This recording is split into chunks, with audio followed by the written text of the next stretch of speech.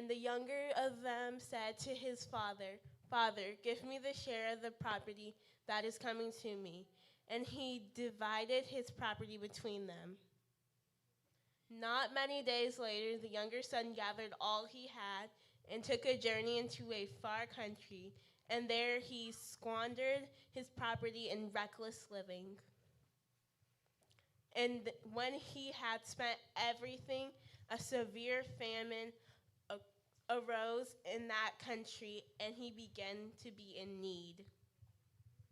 So he went and hired himself out to of the citizens of that country who sent him into his fields to feed pigs. And he was longing to be fed with the pods that the pigs ate, and no one gave him anything. But when he came to himself, he said, how many of my father's hired servants have more than enough bread, but I perish here with hunger. I will arise and go to my father, and I will say to him, Father, I have sinned against heaven and before you, and I am no longer worthy to be called your son. Treat me as one of your hired servants. And he arose and came to his father. But while he was still a long way off, his father saw him and felt compassion, and ran and embraced him and kissed him. And the son said to him, Father, I have sinned against you in heaven and before you. I am no longer worthy to be called your son. But the father said to his servants, bring him quickly the best robe and put it on him. Put a ring on his hand and shoes on his feet. And bring the fattened calf and kill it, and let us eat and celebrate. For this my son was dead and is alive again. He was lost and is found. And they began to celebrate. Now his older son was in the field, and he came and drew near to the house. He heard music and dancing. And he called one of the servants and asked what these things meant. And he said to him, your brother has come, and your father has killed the fattened calf, because he has received him back safe and sound. But he was angry and refused to go in. His father came out and entreated him. But he answered his father, look, these many years I have served you, and I never disobeyed your command. Yet you never gave me a young goat that I might celebrate with my friends. But when this son of yours came, who has devoured your property with prostitutes, you killed the fattened calf for him. And he said to him, son, you are always with me, and all that is mine is yours. It was fitting to celebrate and be glad, for this your brother was dead and is alive. He was lost and is found. All right, that's it. Give it up. Give it up for her. Thank you, Brooklyn. All right, to these two guests on my Family Matters podcast today. All right, tell us who you are, tell us your name, and tell us how old you are. I'm Artasia, and I'm 19. I'm Micah and I'm Tony. All right, I thought, okay, so today's topic of discussion, I'm calling hot conversations. Hot conversation. You say, what's the connection to Family Matters?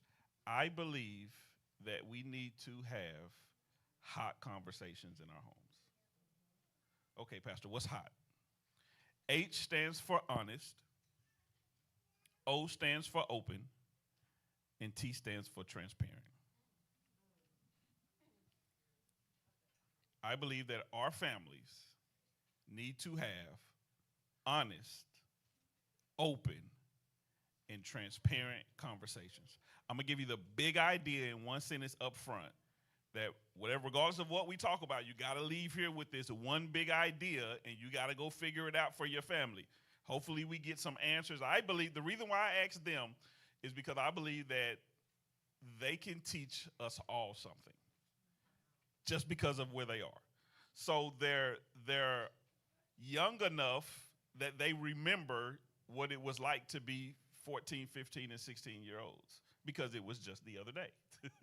Right? So that's still fresh on their mind and how they engage with their parents, how they dealt with school and problems and issues and wanting to communicate with mom and dad and auntie and uncle and grandparents or not wanting to. They still remember that. Some of us, we got some glimpses of what that looked like, but that was a long time ago, right? That was a long time ago, okay? A couple decades for some in the room, all right? Not saying that that's bad. That's blessed. I hope I get there, all right? But that's been a long time for many of us. So they can help us. But I think that they can also help us as parents because they're old enough now that they can articulate based on the experiences that they had on what we can do better. Right? So I think they're right at this perfect age that if we give them a platform, they can help kids and teens avoid maybe some mistakes that they had or at least learn from some of the things that they did well. And also they can encourage us as parents to be able to articulate things that our children aren't old enough or even qualified or able to articulate it yet. All right? So that's why I thought that they were perfect for this. Here's the one-liner. Here's the sermon in a sentence. Healthy and strong families know how to have honest, open, and transparent conversations. If we're going to have healthy and strong families, we got to know how to talk, right? You know, in the top 5 reasons why people divorce, over however long they've been tracking that, communication has always been one of the top reasons. How is it that we have 45-year-olds who don't know how to communicate? How is that? Simple. Because nobody taught them how to communicate when they were 10.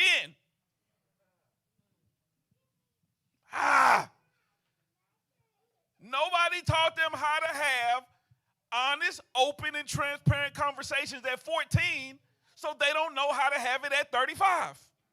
They don't know how to have it at 55.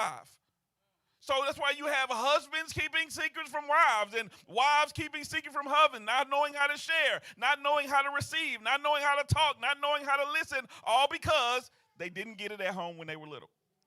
So I'm saying let's change the narrative, at least with our home. Maybe we can't change the world, but we can start with the 30 or 40 families that we have here because I believe that healthy and strong families know how to have honest, open, and transparent conversation. Now, for most of us, we just got to learn how to do it.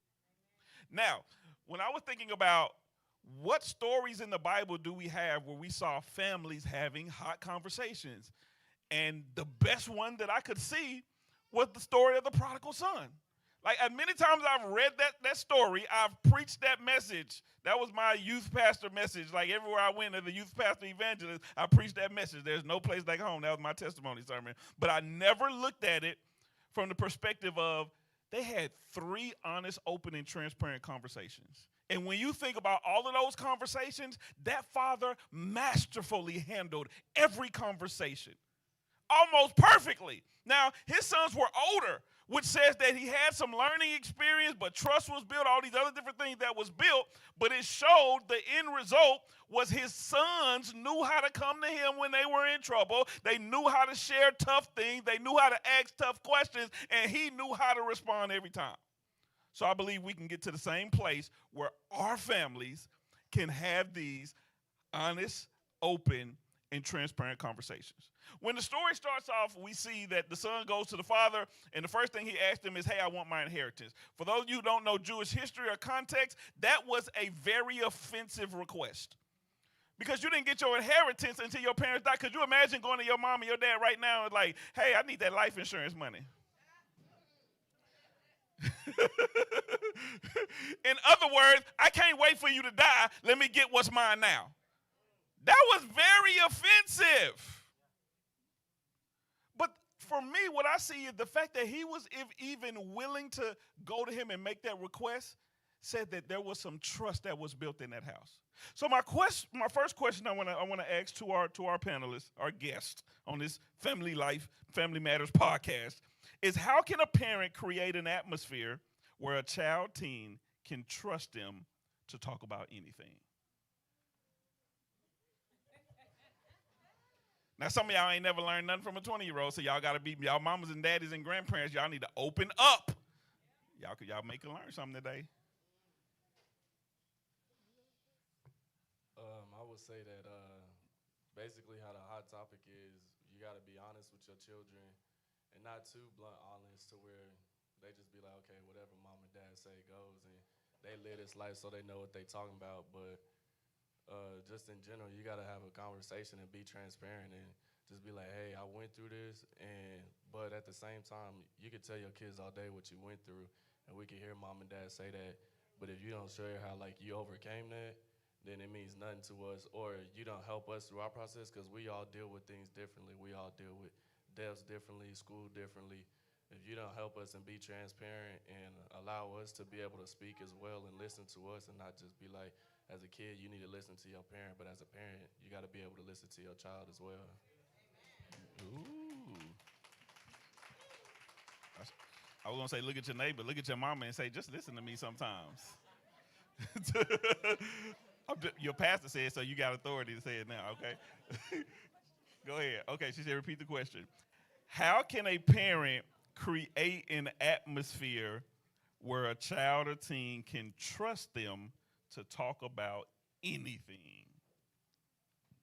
Well, I would say just listen and put yourself in that predicament when you were a teenager, because it is hard. Some parents don't have that open field of to talk, so it can be harsh and scared at times. But I'd say put yourself in that predicament, and yeah, that's what. One of the key points that they both said was listen. The ability to the power of listening, the art of listening. Again, when you go back to one of the reasons we go in the divorce court for communication is because you got two people that won't listen. And again, it started when you're young. You're teaching a kid, don't listen when we won't listen. All right, so here's the thing. Here's a question I have off of that. A spin-off of that is, how do you deal with what, because I'm pretty sure you got some parents in here, some parents watching on here who we're really trying to have hot conversations. We at the end of the day, we asking, how was your day at school? And what do a lot of us get sometimes? Fine. Fine, okay. And then if you try to probe, that don't end well. They don't never probe and don't end well a lot of times. So if you got a parent in here like that, first of all, have you either of you ever been that kid? Yes. Every day. Okay, so that's good. We got the right people on the panel. Okay, so how would you say, from a parent's perspective, how can we break through that kid? You being that kid, how could your mom or dad and them, maybe what did they do well, or what could they have done better? What can we do to break through that kid that's just not letting us get in, but we're attempting to have this communication?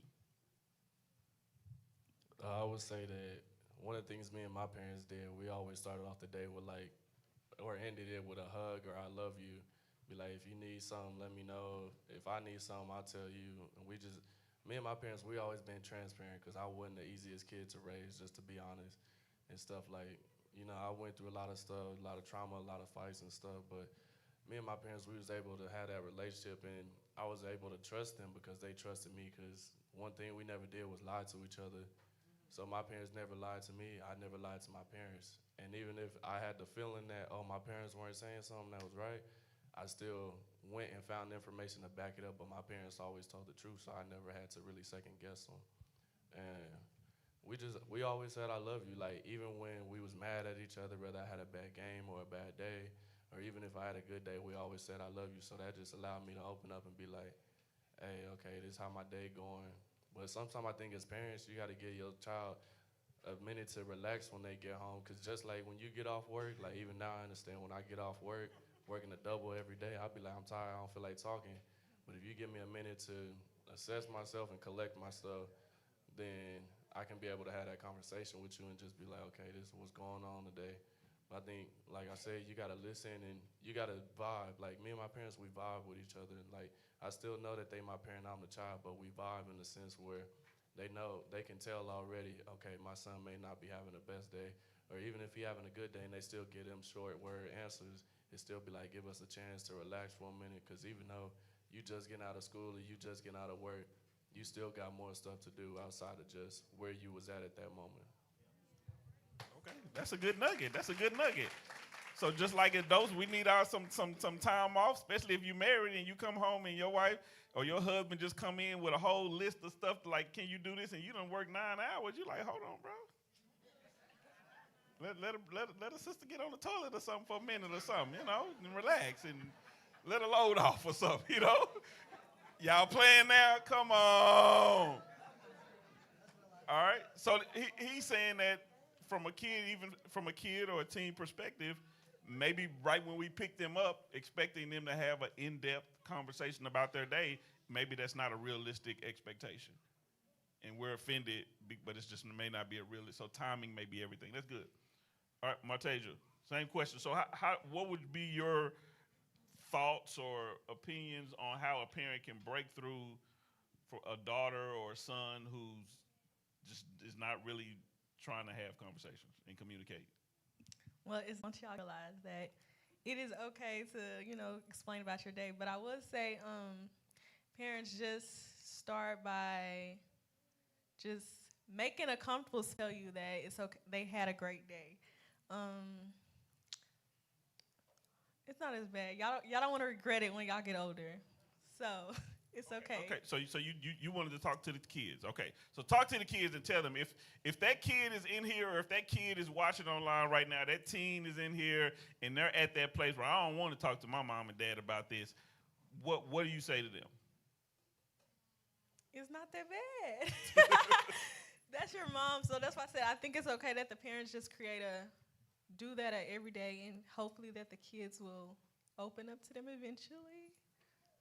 What would you say, Michael, to maybe that boy watching or that boy in here who's listening who just ain't really in a place where he even wants to be open, honest, and transparent with his parents, even though they're trying to create that atmosphere? I would say that once you get out of your phase of being nonchalant as a young boy, it's when you become a man and you learn that it's okay to speak, because the world is already identifying us or have this persona of us that it's not okay to speak as a man. But once you learn that you do have a voice and your voice matters, whether it's in the world, whether it's at home or any society as well, that's what makes you a man, is being able to open up and speak about stuff. Even if it be like you don't want to talk, at some point you got to talk to somebody, whether if you got siblings or you got a best friend. And nowadays we all got phones, like kids Are dealing a sign of strength. You're willing to say, I'm hurting and I need help, and I'd rather live than die.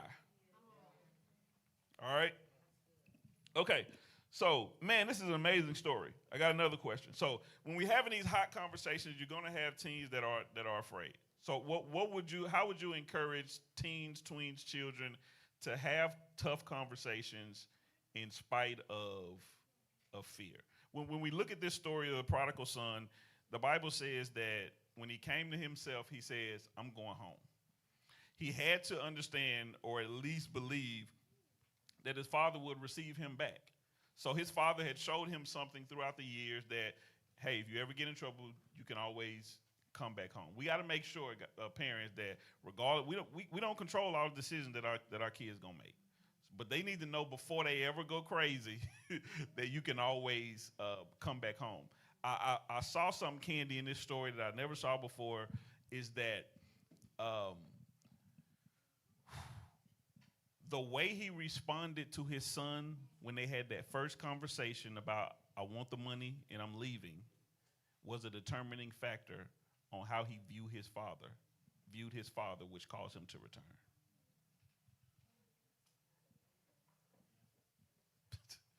Let me rephrase it. How he treated him when he lost his mind determined how his son viewed him when he found his mind. We got to learn, how do we treat them when they go crazy? Because that's going to determine how they view us when they're ready to come back. But here's my next question that I have for you. How should a child or teen manage expectations in regards to how parents respond to tough news? And let me get some context to that because I think sometimes as kids, and I even felt this way too as a kid, when I call you and tell you that I just got kicked out of school, you ain't supposed to be mad. Not like that. Ain't that the expectation it feels like that kids have? How should a kid manage that expectation? Because we want you to tell us when you did something wrong, but then at the same time, sometimes we feel like there's this expectation that we really shouldn't be angry about what you did.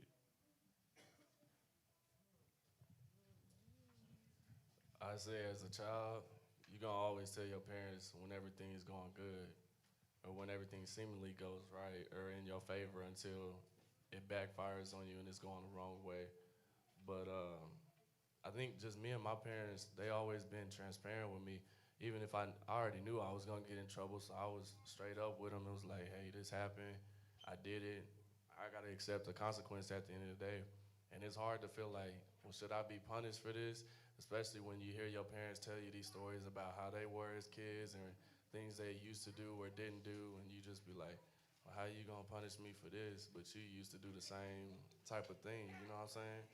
Just keep it real. Like, to be honest, you'd be like, oh yeah, I was this bad kid growing up, and then you'd be like, well shoot, I just got kicked out of school a couple times. Like, compared to what you said you was doing, it don't sound that bad. But I mean, each parent got their own way of disciplining. Some parents do talking, like mine do. They mostly talk to us majority of the time, but they also listen and they see over our lifespan, like where me and my siblings was coming from, and they weren't as quick to judge us, but they were quick to listen to us before they spoke. And I just feel like as a child, once you feel like your parents, you can trust them. Like my parents, they like my best friend.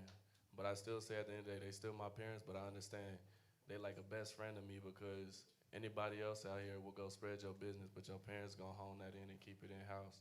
So what happens in your house, stay in your house. At the same time, that don't mean you can't go ask for help when you need it if your parents ain't giving you clear enough information on how to deal with something. But at the same time, what happened in house, stay in house. But I think it's just come to being transparent and being able to talk, and communication is everything. Whether you're in a relationship or you in school or you struggling or you doing great in life, communication is everything. If you don't have communication, you don't have a life. It's good. It's good. I would say, I mean, I know you'll be mad, but don't yell at them. I would say maybe ask them why. Why did you get kicked out of school? Explain to them what happened that you got kicked out of school. What else? He said everything. He be I think you talking. gotta listen as a parent, like she was saying, because I'm gonna just be honest, most as black parents, y'all gonna immediately say, my son, my daughter got kicked out of school. You finna get whooped or you finna be on punishment like a mug, and that's all that matters. But they don't understand, like, hey, just like you had your process going up, getting out of school, you ain't just want to get kicked out of school on purpose. Whether you got in a fight or you did something you weren't supposed to do, you don't want to just get kicked out unless you just want to be at home in trouble and punishment, whatever. That's on you. But I don't think you just do these things on purpose. But if your parents listen to you and allow you to explain, because most parents will be like, nah, you don't need to listen, or you need to listen. They say, I don't need to. But as a parent, if you listen, you can understand, okay, what happened in the situation. You can evaluate it. One of the methods my pops told me was stop. Is stop, think, no, star, my bad. Stop, think, act, and review. And so I would have to stop, assess the situation, think about what's going on before I act, and then after I act on it, I review it. And so that's what I feel like parents should do to their children as well. Let me stop, let me think and ask questions and evaluate the situation. Let's act on it, on how we can change it and make you better from there on and not just leave you stuck in that position. Because you can beat your child all day for something they did wrong, or you can yell at them, or you can cuss them out and do this, this, and that.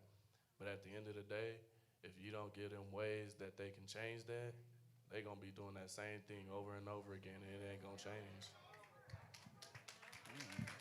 Good. Look at that boy dropping bars. So let's funnel off of that because I heard you mention judgment, and you mentioned yelling, and then you mentioned cussing.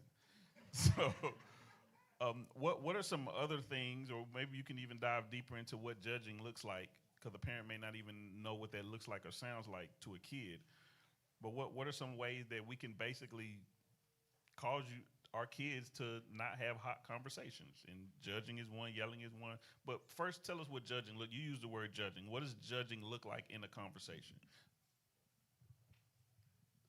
The death stare. I'm gonna just be honest, cause my parents knew how to do that very well. I know the rest of y'all know how to do it. Y'all get that death stare, and you ain't even gotta be out the school yet. When I used to get in trouble, cause I used to get in fights a lot, my parents would come up there, especially my dad. I get the death stare before I could even get to the car. We get the long ride home. You ain't talking. You trying to. First thing you trying to do is run to your room, and the first thing they say, "Nah, get back out here."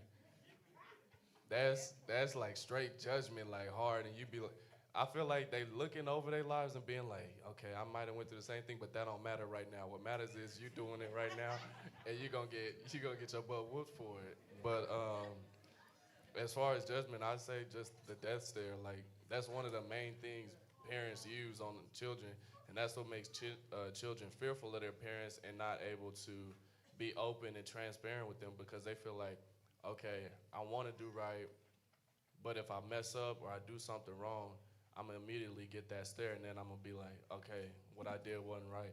I gotta deal with the consequences coming after it, and that stare just changes your life, and it don't allow you to be honest with your parents because you don't be like, well, dang, I don't want to mess up. You want to be so perfect to your parents to where they can't judge you, but the minute you mess up, you feel like you get that stare, and then that's when you feel like, okay, nothing else matters. I can't be honest. I can't be open. I can't be transparent. I just can't communicate with my parents at all because if I mess up, that stare is coming right behind it, or a fist or something else like that. I got to give up the death stare? But you got to think about the death stare is like what's stopping me from choking you. Look, but like, So you think about the alternative to the death stare. Hold up, listen though. It's like I'm literally sitting here contemplating death or stare. I chose the stare over death, over actual killing you. Look, cause I'm gonna be honest. When I was growing up, I was the smallest kid out of all three of us before the two younger ones. So that death stare meant a lot more to me than probably them because they're a little bit bigger in size. They might be able to handle themselves. I couldn't do that until I got older, and so that death stare, I'm just like, this is a big dude.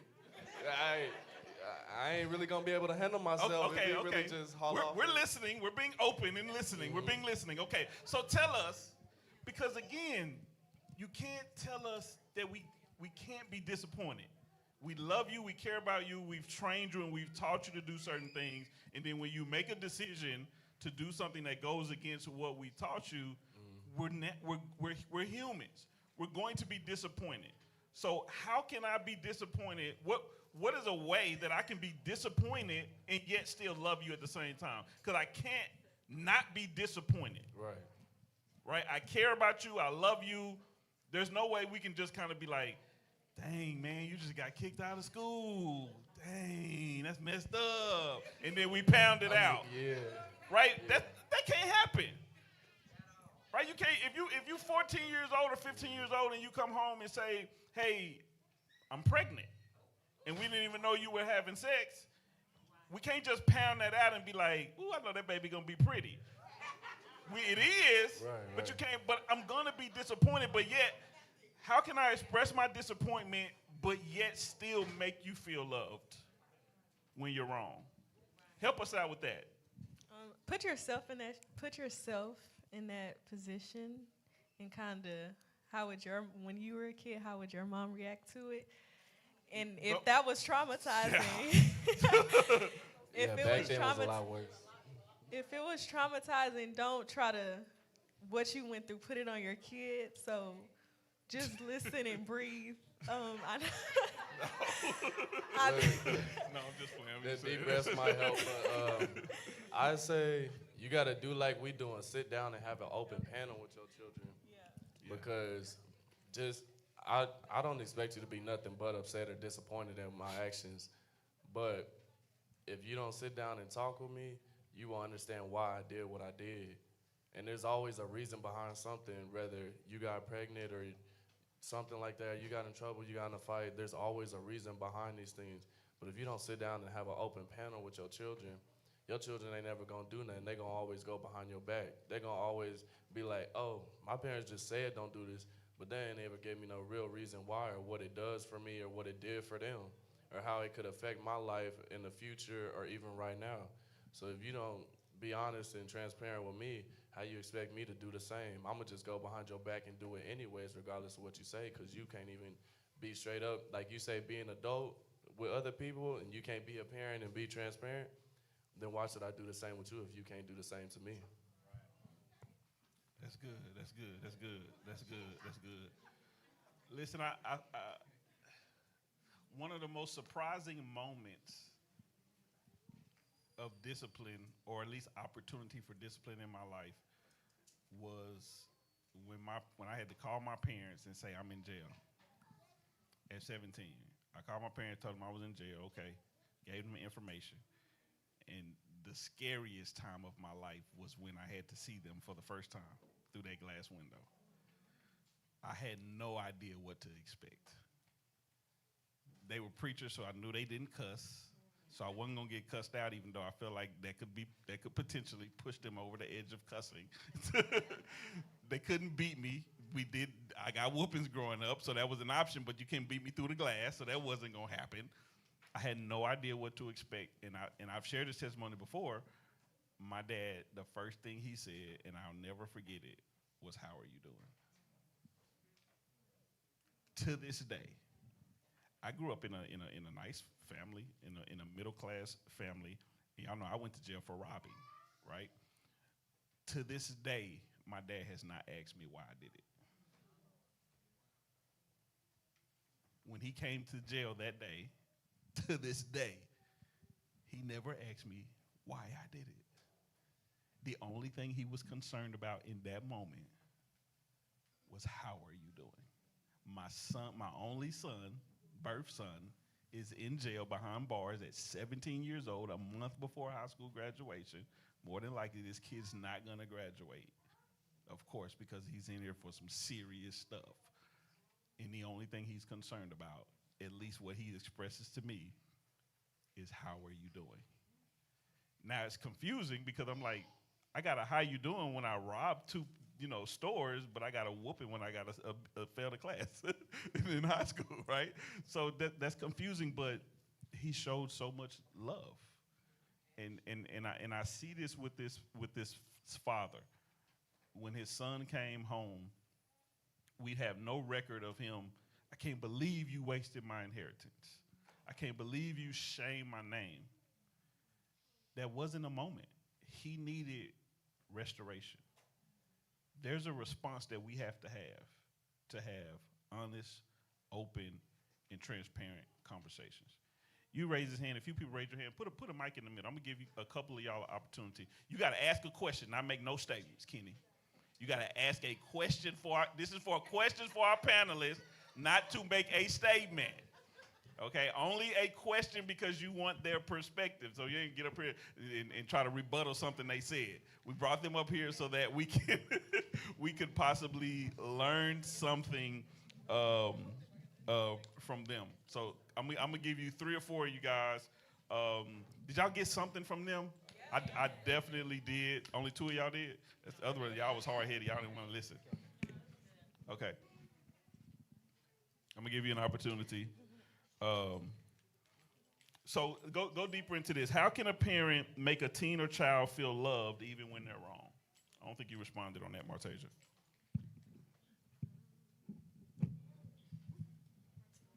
I did respond, right? What can I say?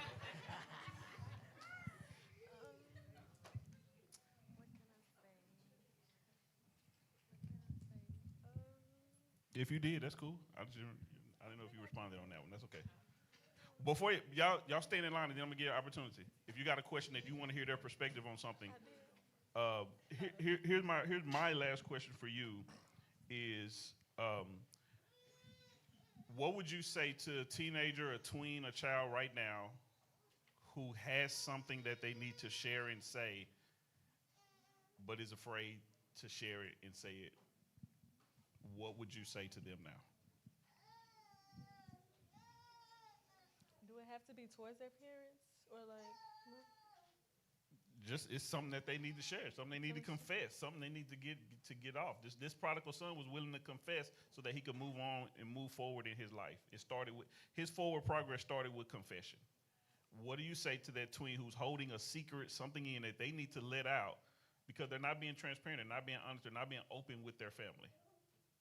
What would you say to that teen right now, or that tween, or that child?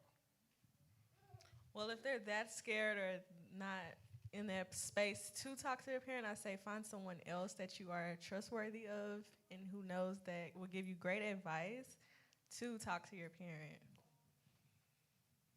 That's good.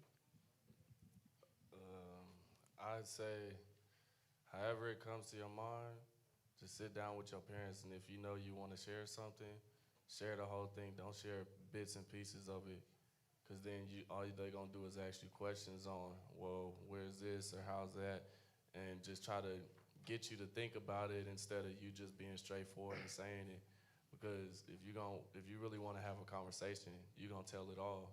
You're not gonna hold back a little, because your parents not gonna hold back a little bit either. So you should be able to do the same thing and be transparent and be open with them and just be like, hey, mom, dad, this what's up, and expect them. Either you can ask them, hey, I just need you to listen, or hey, I need you to listen and I need a response for help. But if you don't do either of those things and you just sit there and hold it back, you're only deterring yourself even more, and you're not allowing yourself to be set free from a chain that's holding you back. That's good. That's good. Let me say something to the parents about something that she said. I think parents, it's our responsibility to make sure that our children have people that they go to. All right, it's only a benefit to you. So if you don't create this culture of where you upset that they're talking to somebody else besides you, figure out how you can create a culture where they trust you. But until they do, or if they're not comfortable talking about everything with you first, they want to run it by somebody else. Make sure they got somebody else who thinks like you, who has the same belief systems as you. So maybe they'll do it. Maybe they'll say the same thing you would say, just say it in a cooler way, in a more respectable, peaceful way. Because I was a youth pastor. I was that guy that parents talked that said, "Can you talk to my kid?" So it was a benefit for that parent to have me in their life. I've been that person for some people in this audience.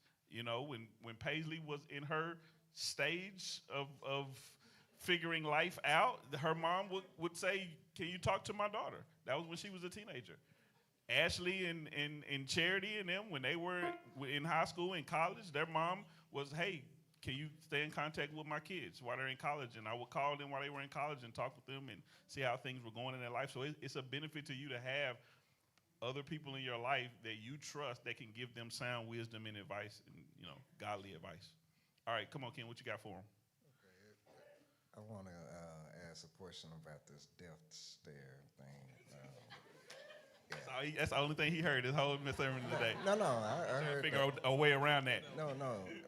Just It's messing not with a you. way around it because I heard it. I heard what you said, and I received it.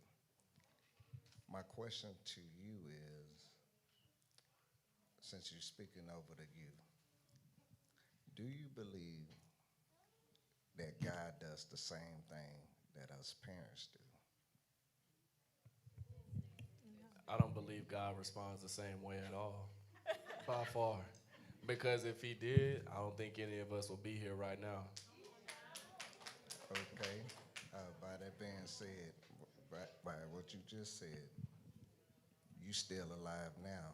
Mm-hmm. So, But don't you think God's death stare? I said a question, not a rebuttal. You asked your question. You got a second question? Do you have another question? The second question is behind what the rebuttal that you just said. If God allowed you, because God is a God that will. Question? No, I'm getting to the question. God is a God that will be silenced. He is a God that gave you warning before destruction. If your parents is following in that same direction, and they're believers of Christ. I'm just speaking for the believers. If they're believers of Christ and they're doing exactly what God did, they didn't kill you, they didn't choke you, they gave you the death stare. Because one, I'm a parent, so one, we're praying before we think or speak. So what makes you believe that God is not the same way that your parents reacted? Because he still loves you. So We still No, but I don't think, he's not like I judging. said, I don't God's think he's got not judging. God's got a different power than we do. So we can't just make ourselves equivalent to him or say, oh, we do things the same way. Yes, we all go by the Bible, but at the same way, God's response is different than a human response or than a flesh response. Let me add to that too. Keep in mind, this prodigal son story was a parable. That father represented God, the Father. Kenny, the father in this parable is a representative of God the Father. This prodigal son is a representative of his people who have backslid. And when they decided to come back home, he welcomed them with open arms. This is what we have of what fatherly love looks like. You question if God would use the death stare. First of all, God would never use the death stare to a son who he felt like would feel rejected as a result of the death stare. God draws us with loving kindness, so anything he does is going to cause that person to be drawn to him. What he said was, for him individually, the death stare did not correct him. The death stare made him feel unloved and rejected. And what a good father does is it looks at each child and says, what can this yield as a response from this child? Does this make the child feel loved, respected, and want to come to me? Or does this make the child feel rejected, unloved, and unqualified and disqualified? So that's what it boils down to. All right, go ahead. Hey y'all. Give me 3 things that I can use as a mom who has a preteen that I see him transitioning into like this person. I do like him, but it's far more cooler than I expected. So what advice would you give a person whose child is transitioning into a different type of child? Not a bad child, just way more swaggier and cooler. I mean, I think you just gotta let them. You gotta let him fill out the same way you filled out in your life, and you is who you is today. You gotta let him fill out. He gonna be he gonna be the same in one personality as you, but he gonna be his own kind and his own unique individual. Yeah, it's just Girl a version too. phase. I think it's just a phase. Okay. That it's okay. Okay. Okay, my question is, from your perspective, how, as parents, do you feel like you have more of an influence than the outside world or like friends without feeling like you're limiting your child? Like you don't want to keep them from their friends, but you feel like, how can I be more of an influence than their friends are to them? Tell them that it's okay to be different. Because some friends are good and some friends are bad. So I think it's okay to maybe explain to them what you see in their friends a little bit, maybe that they don't see, to help them, I think.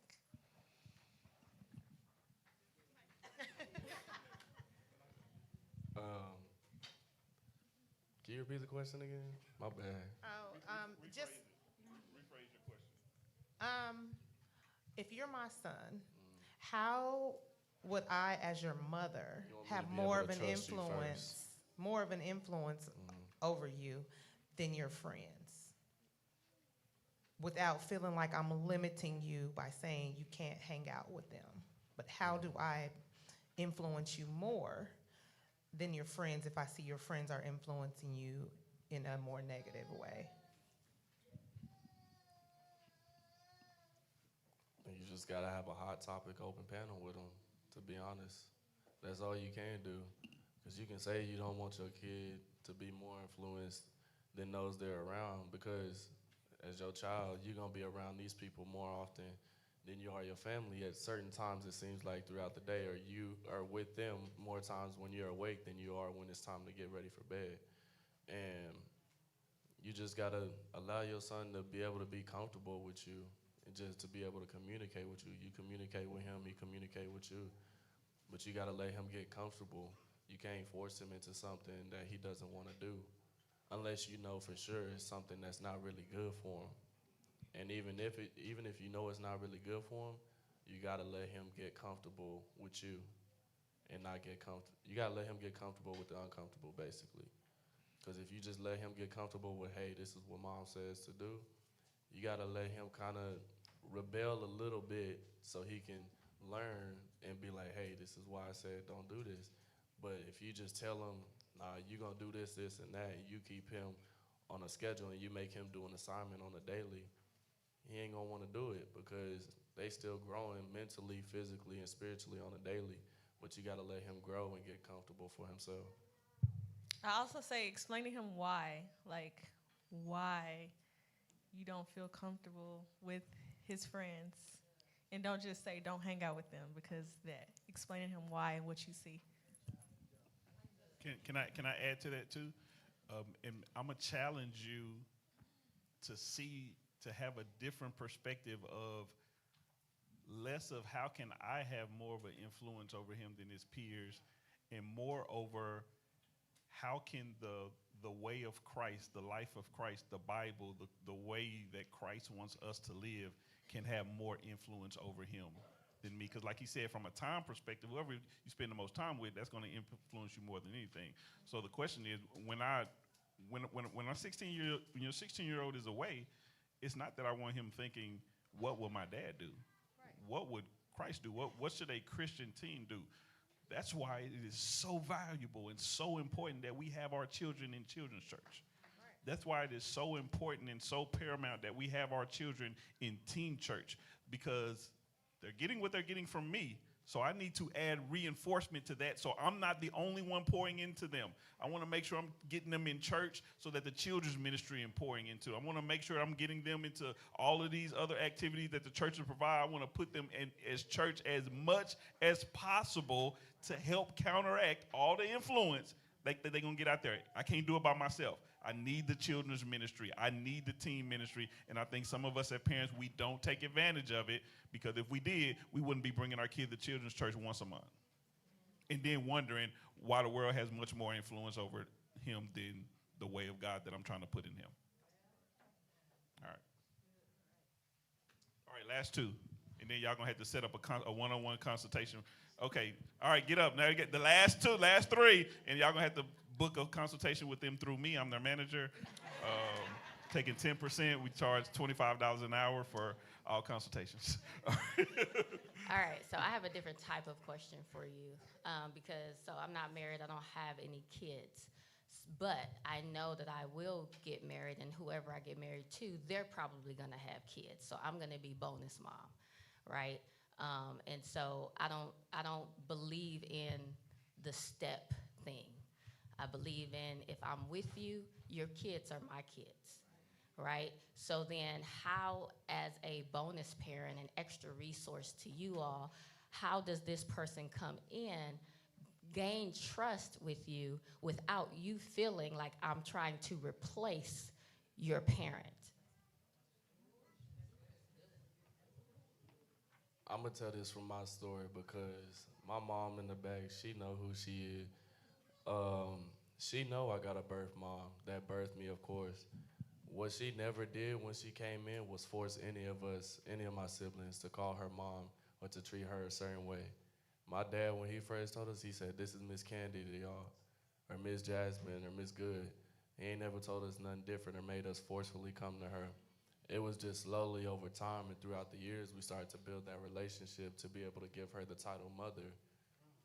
And I think even as a mother that births you, if your child is not comfortable with you, or they don't love you because they feel like you don't love them or trust them, they not going to accept giving you that title mother, because I've even told her several times, I give you the title mother because you do motherly things.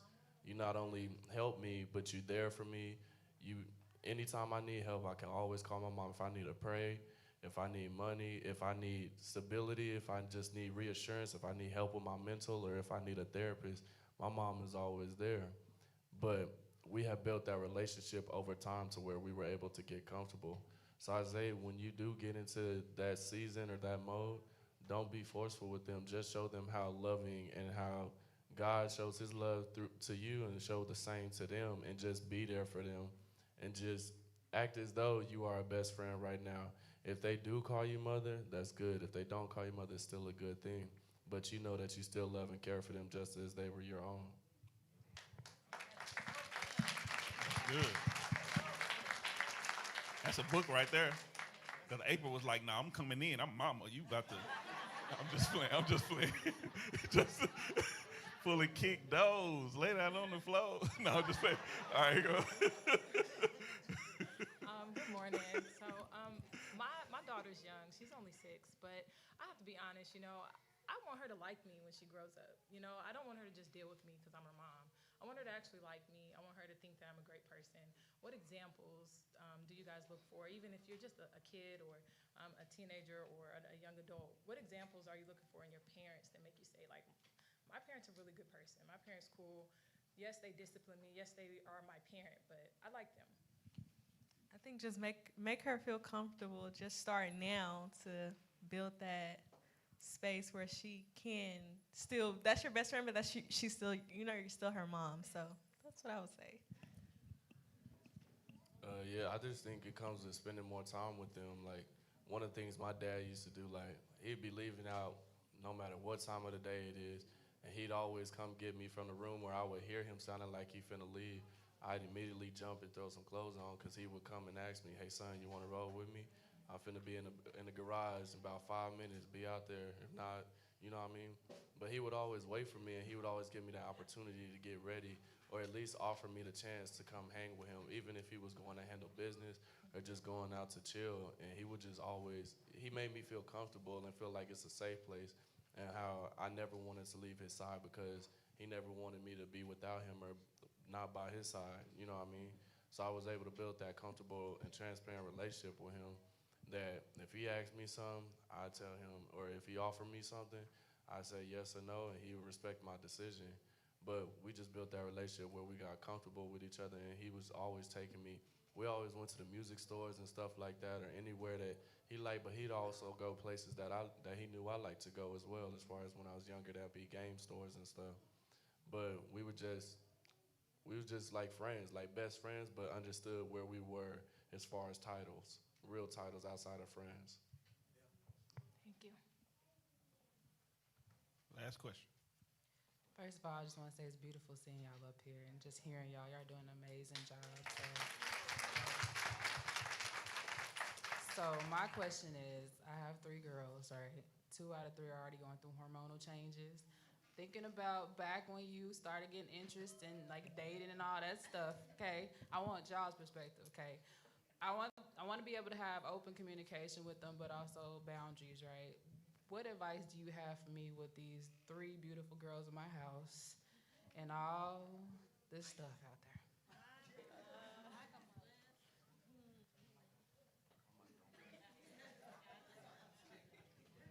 I mean, you were a girl before too. So, like I said, put yourself back in that kid mode to remember kind of how you felt. Maybe if you didn't know how you felt, maybe ask them how are they feeling as they're going through those changes. So, just breathe.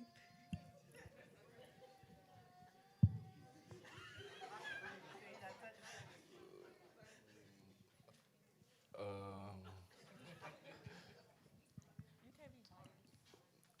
I can't be biased, but I'm a boy, a house full of boys. You with speak one from a girl. boy's perspective.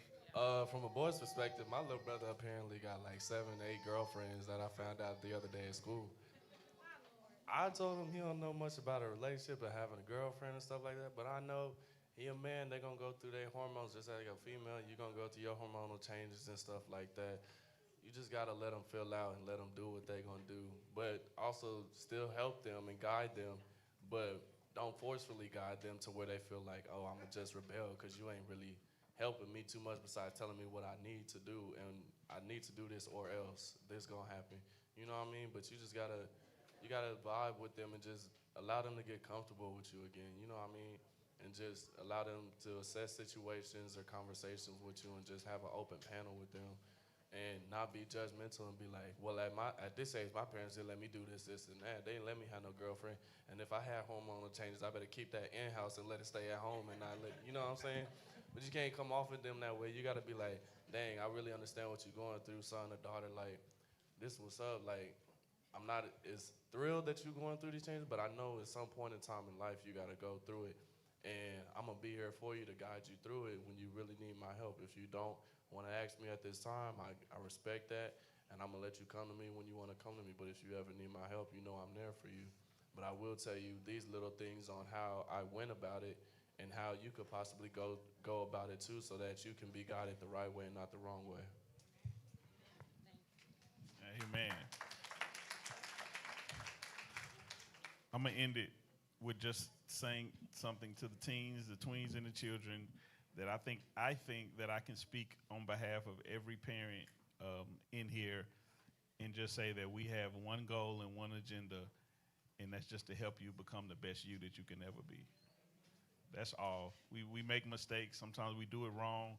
The reason we're willing to have this type of conversation today is because we don't want to always get it wrong. We don't want to always make the mistakes. We want to get it right. We want to do it well. We want to have open, honest, and transparent conversations in our home. We want you to be able to trust us, and let's take our families to another level, guys. You have a role to play. Our role is to learn and do and change and transform and just be present and available. But you got a role too. Your role is to trust. Your role is to open. Your role is to be honest. Your role is to be parent. And I think if we can do this together, God's blessings and favor will be upon us all. And we'll all become who God desires us to be. Amen. Give God a praise for our guest panelists on our Family Matters podcast. Get out of here. We're done. Y'all stand to your feet. Give God one more praise. Did y'all get something out of that? I can't believe we just had parenting lessons from 20-year-olds, a 19 and a 20-year-old. Listen, this is the Link Church. We're going to figure it out. By any means necessary, we're going to grow, and we're going to become who God wants us to be. Why? Because family matters. Family matters to God. The devil is attacking the family, and we know family matters to us. I want you to take about 60 seconds in your own way, if you can understand what I'm saying, and just between you and God, say, God, help me in your own way and in your own words. Help me to create a culture in my house, in my family, where we can have hot conversations. Now, for some of you, you don't have kids. You may not even be married, and everybody in your family grown, and y'all still don't talk. So now you need to say, God, how can us grown folks in my family, because your siblings don't talk, and aunties and uncles don't talk, and you don't talk to your parent, and your parents don't talk to you and confide in you. God, how can, even as adults, can we create this culture where we can communicate in our household so that we can be healthy and strong? Go ahead, you and God, just 30 to 60 seconds.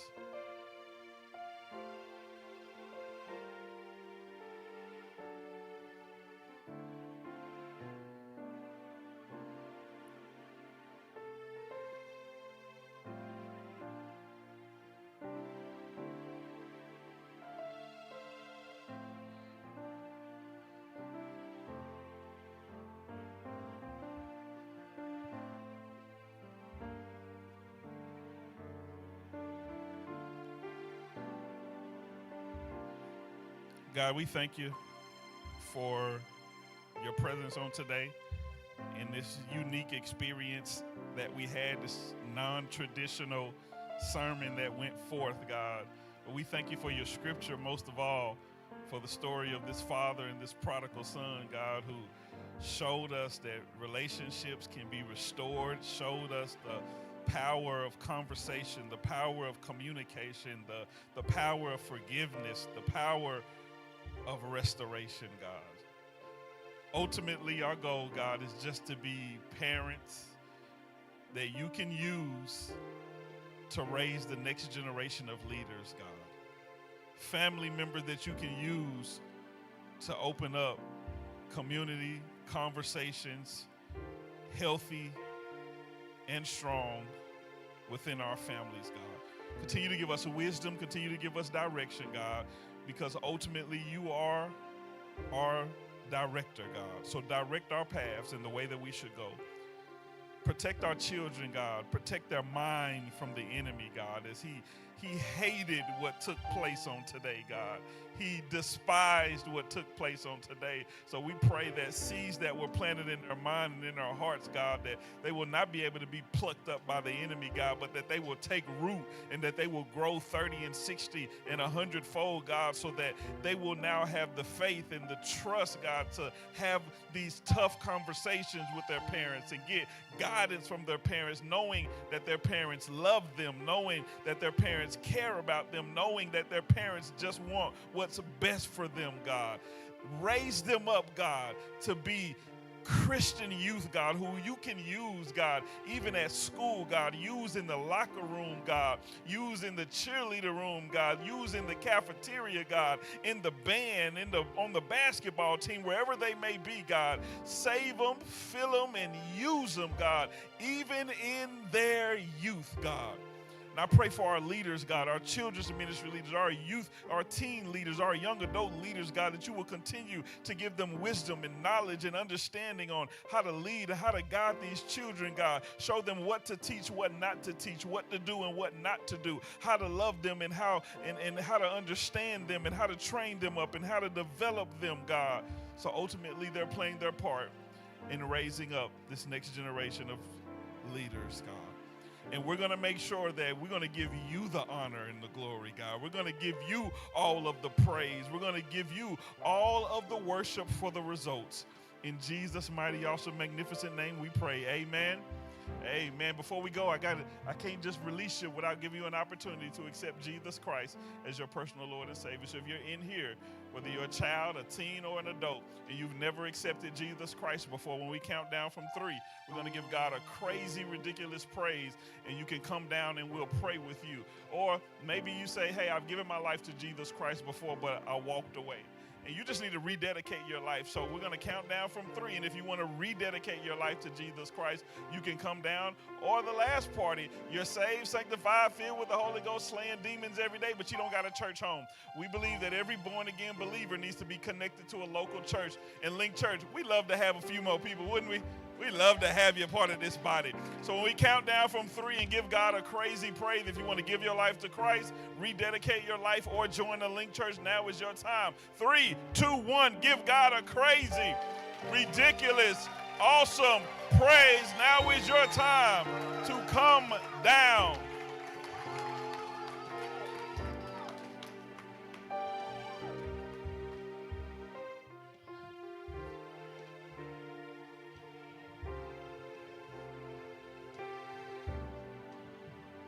Sean, what's your last name? Say it again. Babcock. Sean Babcock. Latoya Joyner. Turner. Monica Moore said today they want to make the Link Church their home.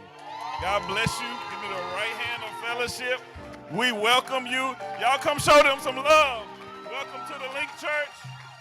Welcome, welcome, welcome, welcome to the Link Church.